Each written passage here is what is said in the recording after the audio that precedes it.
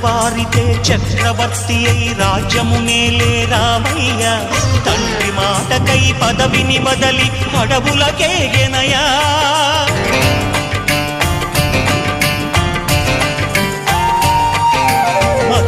జనులను కావగ వచ్చిన మహావిష్ణు అవతారమయ ఆలిని రక్కసుడపహరించితే ఆక్రోశించెనయా అసురుని త్రుల్చి అమ్మను తెచ్చి అగ్ని పరీక్ష విధించెనయా సాగలి నిందకు సత్యము చాటగ కులసతినే విడనాడెనయ నా రాముని కష్టం లోకంలో ఎవరూ పడలేదయ్యా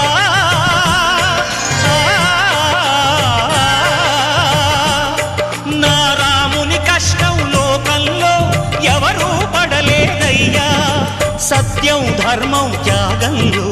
అతనికి సరిలేరయ్యా కరుణా హృదయుడు శరణను వారి